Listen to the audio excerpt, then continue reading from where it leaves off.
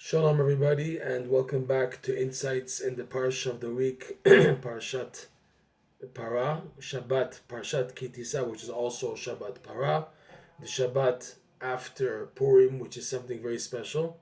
Rabbi Nachman teaches that from the joy, the simcha of Purim, is made the purification of Parshat Para, the Shabbat's extra recitation of the red heifer, purification, which is a preparation to receive the light and the purity and the redemption of Pesach, the Korban Pesach Be'ezrat Hashem.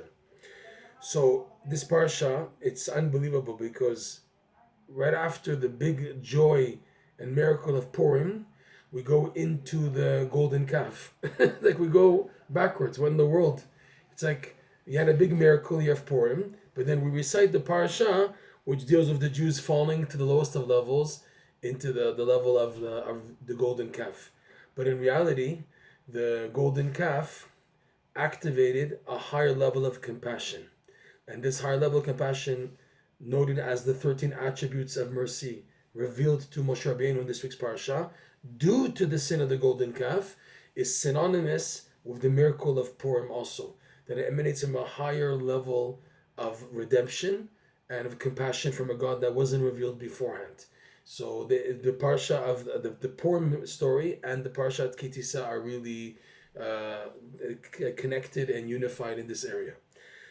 We'd like to go into some details of the parsha regarding how Moshe Rabbeinu was dealing with Hashem in trying to console him, but also details of what Hashem said in order to begin the rectification of the damage of the golden calf.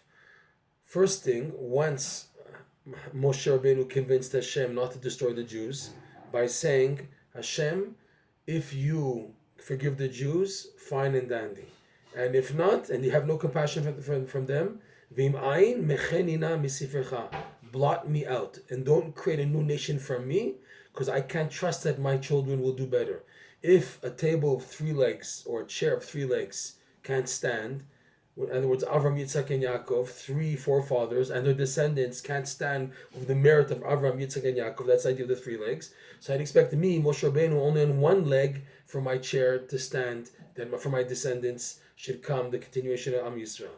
So with that argument, Moshe Rabbeinu convinced Hashem not to destroy the Jews, but still Hashem was upset. He's saying that whoever sinned will be punished.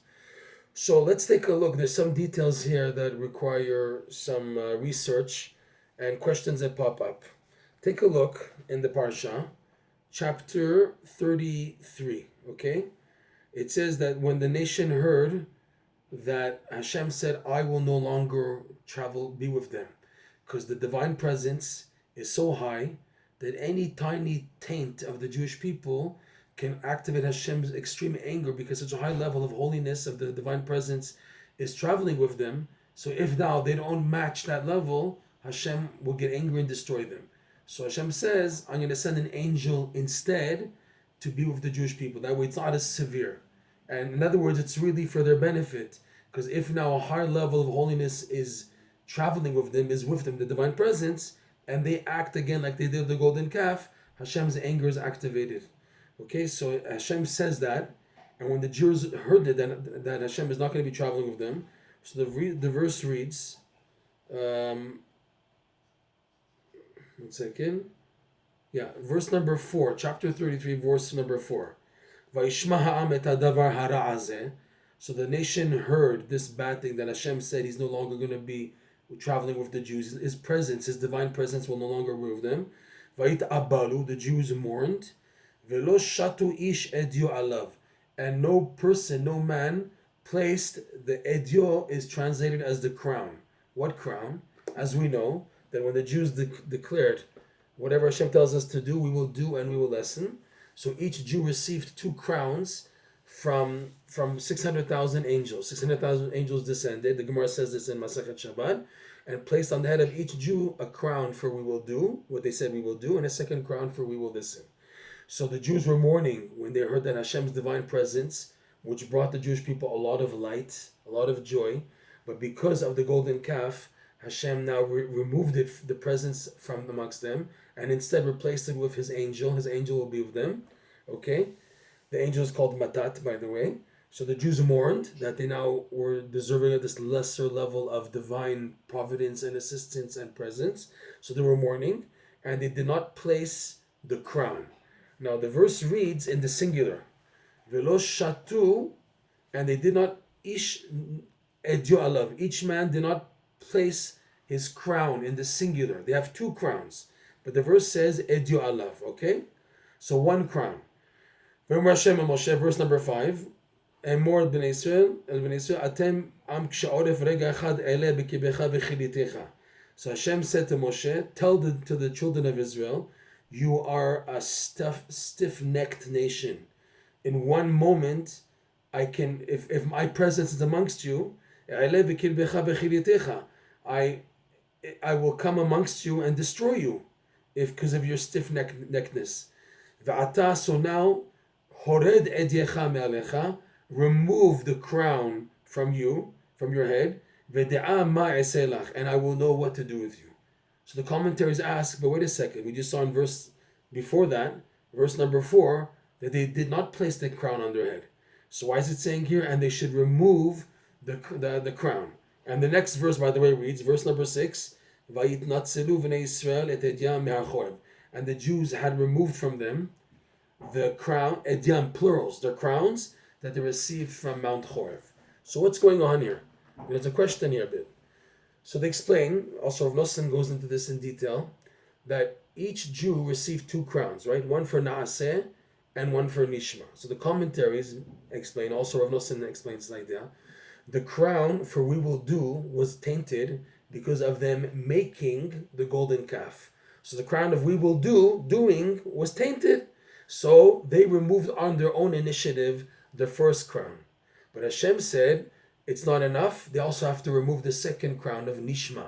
We will listen. Because the idea, Rav Nosson explains, of Nishma is the ratzon, the yearning and the wanting of a person to do.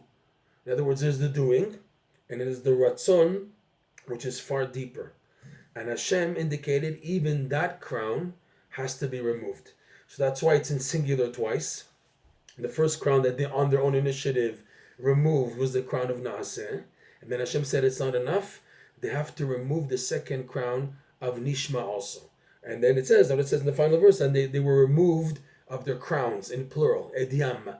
Edyam, plural, two crowns of we will do and we will listen. We have to see this on a deeper level. What's going on here?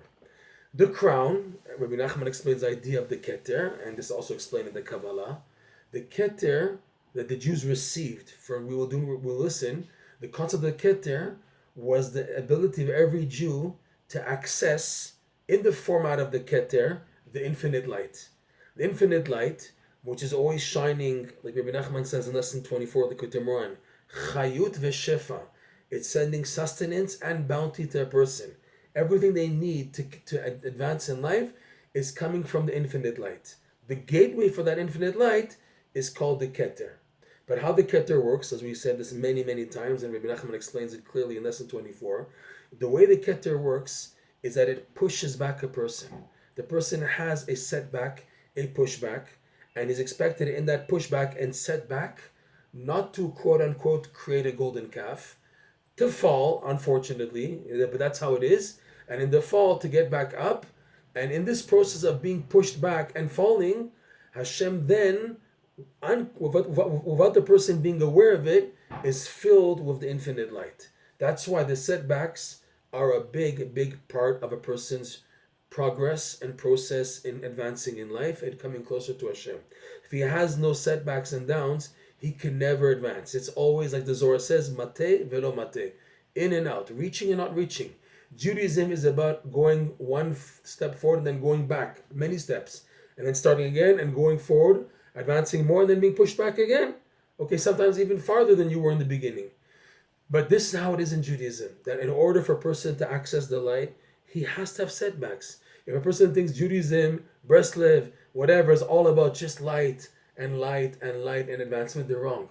As long as a person can't properly accept with emunah and with acceptance the setbacks in life, Rabbi Nachman says in his book, Rabbi Nachman's Wisdom, Sichot Haran, he can never advance. He can never advance. So the Jews were given two crowns. Okay?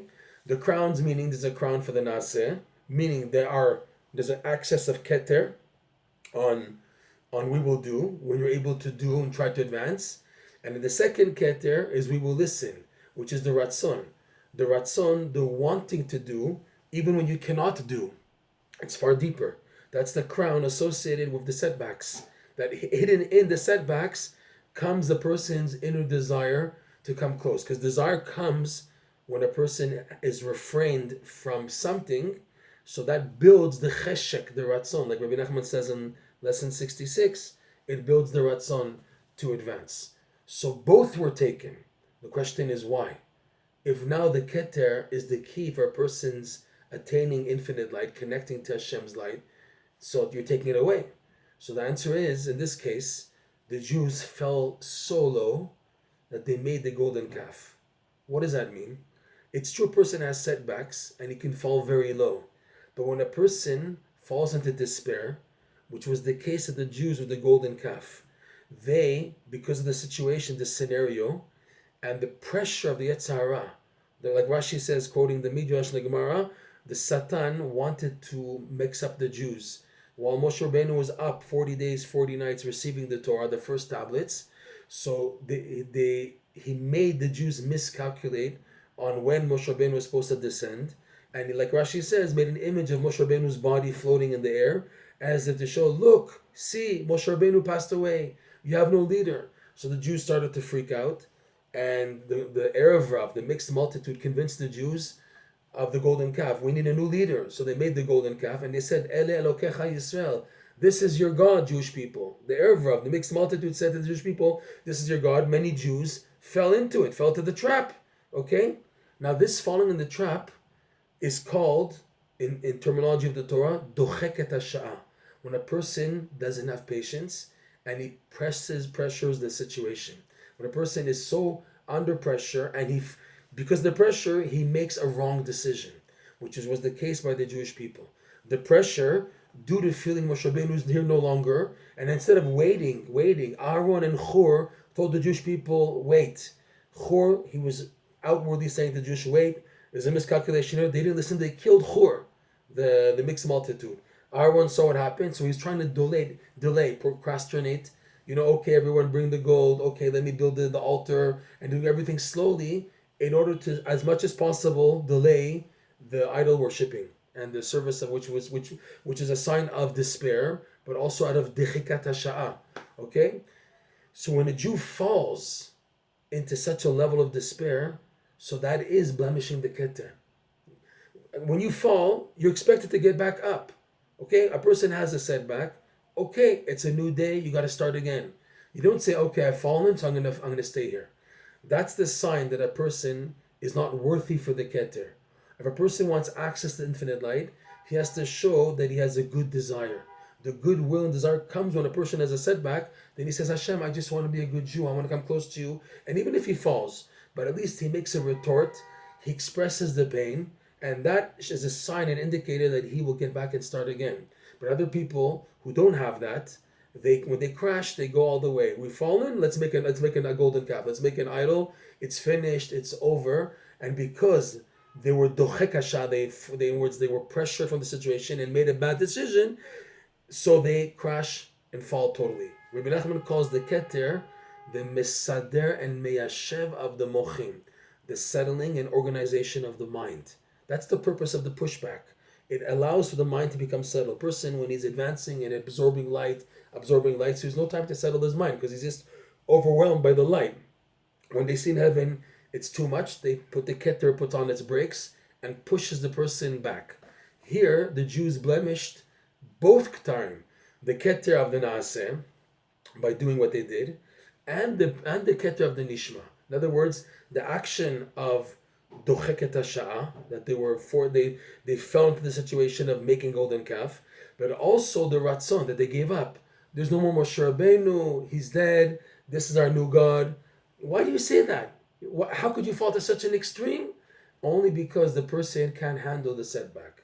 So Hashem, only out of good He says, take off the crowns. The keter is not working with you guys, so we have to take off the crown. So now, what's the rectification then? What to do? If now there's no access to the keter for a regular Jew, so how in the world do you expect him to live and advance? The answer is in the following verse. The following verse, verse number 6 that we just saw, where it says, like Natztu b'nei Israel et Edyam Marchorev, the Jews were removed of the crowns that they received from Marchorev. Right after that, verse 7, Moshe yikach et ha'ohel v'natan lo michutz lamachane הרחק מן המחנה וקרא לו אוהל מועד, okay? והיה כל מבקש השם יצא אל אוהל מועד אשר מחוץ למחנה. We'll translate. And Moshe took his tent, that's Ohel, and planted it out of the camp of the Jews in the desert. Harchek, not far, farther from the camp, not far, like up to 2,000 amot. V'kara lo Ohel Moed, and he called it the tent of meeting. And what was the purpose of Moshe Rabbeinu moving his tent outside of the encampment of the Jewish people? That anyone who was still looking for Hashem, vaya kol mevakesh Hashem, you're looking for God, you have to go out. You have to make the effort. Yetzel Ohel Moed, he has to go out to the tent of meeting, and that his searching for Hashem and he has to go out shows how much he's willing to look for God in his life. Hashem yechutz lamachane. Okay, and the tent of meeting, which is out of the camp of the Jews. So the Zohar says, Rabbi Nachman quotes the Zohar in various lessons in the Likutey Moharan. Ohel, a tent, also translates as a halo, a light. Behilo nero ale roshi. That the candle was shining over my head. It's a verse from Eov. Hilo is similar to the word ohel. Meaning what? Like the Zohar teaches, the light of these two crowns that were taken from the Jewish people, in other words, the potential of the crowns to give Jewish people access to the infinite light, which is Ohel, Hilo, that was given to Moshe Rabbeinu. Moshe Rabbeinu received all the light of the Ketarim, meaning any Jew after the sin of the golden calf who wished to still try to connect to Hashem, on his own he can't. He lost his two Ketarim of Nasev and Ishma because of the blemish of the golden calf. Okay. So then what to do? The only solution was you have to receive light from Moshe Rabbeinu's tent. Where there, the divine presence, the Shekhinah, will be present with Moshe Rabbeinu, okay? Until, the commentaries say, until the Mishkan was erected in Rosh Chodesh Nisan. At that point, the Shekhinah then rested in the tabernacle, in the Mishkan. But until then, anyone looking for divine presence, which in other words translates as accessing the infinite light, he had to go to Moshe Rabbeinu through him to get the accessibility of the Keter. And the verse itself tells us that the Jew having to go out of the camp shows that a person is willing to go into a domain of darkness in order to seek light. I'm willing to go to a domain which is unknown, outside of the comfort zone of the encampment of the Jewish people in the desert. And from there, to go and enter to look for Moshe Rabbeinu, to get to Moshe Rabbeinu, to get to the tzaddikim. So this concept is that when the Jewish people lost out, their only hope now, not just Moshe Rabbeinu's davening for the Jewish people, which is what saved them, but from that point on, they'd be looking for the light of the two crowns. It's by Ohel Moed. It's by the tent of meeting where Moshe Rabbeinu met the divine presence, okay? And again, this lasted until the Mishkan was erected in Rosh Chodesh Nisan. Then Hashem told Moshe Rabbeinu, from now on, the light, infinite light access will be through the various vessels of the Mishkan, the Aron, the menorah, the showbread, the altar for the Ktoret. All these things serve as vessels to give the Jews, like the Ketarim that they lost, accessing the infinite light. So it shows us here that this is a message also for today, that when a Jew on his own, he steps too far in trying to advance, and then when he has a test, he also is docheket hasha'ah. He forces the situation. No, things have to work out my way, the way I want it to be, even though my intention is good, but I can't accept the waiting. I can't accept the Keter's attitude of settling the mind, waiting, making the person wait. I need answers immediately. I need advancements as soon as possible. I can't wait. When a person can't do that, so he's lost access to his Keter.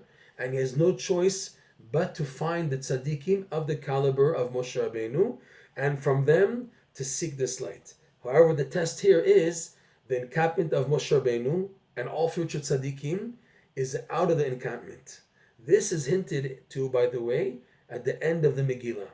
The end of the Megillah, where in the Megillah, the big miracle is also that Mordechai's fame spread throughout all the nations, right? Shomo halech bechol hamedinot. The fame of Mordechai spread in all the countries, 127 countries of King Achashverosh, okay? And many non-Jews converted out of the fear activated by Mordechai, because the people feared how the Jews, they were supposed to be destined to be killed, and now the opposite, they were able to kill their enemies. It was such an unbelievable miracle of switching of divine, a pathway. So the fame of Mordechai spread. Okay, the last verse of the Megillah reads, "V'ratzui lerov echav," and Mordechai was accepted by the majority of his brothers. Brothers meaning his fellow Torah scholar members of the Sanhedrin, who were in the Sanhedrin before the exile, who were still around as Mordechai was still there. There were elders as old and even older than Mordechai. Okay, so by the majority of his brethren, fellow scholars, accepted him. They ratzui lerov echav. Why? Like Rashi says, that since now Mordechai got involved with the government and he was learning less Torah because of that, so the Pershu Mimenu, many scholars couldn't handle that and they left him. In reality, it's exact opposite, because the whole story of Purim, we're all recognizing Mordechai. Mordechai and Esther, they're the main, the main theme, the main heroes of Purim. And yet the Megillah says, but he was accepted by some. The majority accepted him, but some didn't. What is that idea? That tzaddikim at the caliber of Mordechai and Moshe Rabbeinu, their encampment to get light is out of the encampment of the Jewish people, meaning that there is this trick, it's a test, that when a person is a mevakesh Hashem, like the verse reads in this week's Parsha, whoever was looking for Hashem would go to the tent of meeting. And who's a mevakesh, if he tries to go status quo Judaism, all the Hasidic sects and the religious groups and organizations, and he's looking for a higher level of truth, he won't find it there. He has to, in a way, bend, not to chas shalom leave Torah observance, but he has to begin to look elsewhere. He has to go out of encampment in order to find the truth. Like Moshe Rabbeinu was outside, and now also Mordechai wasn't accepted by everybody, casting doubts by some people. Maybe Mordechai is not so valid, but the truth is he was valid. He's the story of the Purim story. So this trick, which is a really big test of free will, is in every generation that a person is looking for true tzaddikim who have access to the light of the Ketarim that were lost due to the golden calf. So these tzaddikim, the test is, are you willing to go out, to leave status quo, to look for the truth, to look for a higher level of truth, because you're mevakesh Hashem. This test is in every generation. This is why, if we look in the history of the Breslov movement, from the beginning of its inception, there has been doubts, strife, opposition, different opinions of many rabbis and scholars and everything. That, what are you doing going into Breslov, going to Rabbi Nachman? This test is already hinted to in the Parsha and in the Megillah, that people are looking for Mevakesh Hashem. You have to go sometimes out of the encampment to look. You have to leave the status quo. Again, not leaving parameters of halacha and Torah. If someone who's in, he continues to be in. Those who are out, so the tzaddikim are outside to help those who are outcasts, who are lost. Anyways, they can connect. But those who are looking, who are brought up, you want to say, in a religious surrounding, but they want more. They feel there's a void. There's a sheker in the Judaism that's being portrayed in their upbringing, and they're scared to make a move or retort because they might lose everything. Here's a test of how much you're willing to sacrifice for the sake of looking for Hashem. Are you willing to go out of the normal in order to find the tzaddikim? So this is hinted to again in this week's Parsha, that Moshe Rabbeinu's tent was outside, and also by Mordechai at the end of Megillah, that not all the tzaddikim accepted Mordechai. He wasn't, he's not learning like he used to, so therefore he's not as valid. But the truth is, he is the hero. He was the hero. He continues to be the hero, Mordechai. And that's what's by the tzaddikim. People have doubts. They do this, they do funny things. We're not sure. It's queer, it's weird. But that's the test of someone who's looking for Hashem. Because the light of the Ketarim, we've lost. We lost. We show that we can't, in our capacity, do the process of using the two crowns that we will do and we will listen in order to activate light of the divine presence that we need in our life. So we have no choice but to get that light from the tent of meeting by the tzaddikim, also represented in the Mishkan, which we don't have today. We don't have a Beit HaMikdash. So the light of the Beit HaMikdash is found by the tzaddikim in every generation since the destruction of the two temples. So this test is an ongoing test until Mashiach comes, that a person who's a Mevakesh Hashem has to go out of the tent, just like back then. The Jews had to leave the encampment. They had to leave. How could you leave? Oy vavoy, you're leaving. But I'm looking for Hashem, and the tzaddikim are outside, outcasted outside, so I have to go out to look for them. We should be zocheh to find the tzaddikim, and they should enlighten us with the lights of Naaseh and Ishma, until finally Mashiach comes, and we have fulfilled the verse, V'simchat olam al rosham, like the Gemara says on this verse, Shabbat, page 88, that the crowns will be restored, the two crowns of the Adayim, the two ornaments, which are the crowns, like Rashi says, which were taken and removed from us, will be restored. The joy that was always there of the two crowns will be al rosham, on their head again, B'ezrat Hashem. Shabbat Shalom, and may we be zochet to the purity of the Para Aduma as a preparation for Pesach coming, B'ezrat Hashem.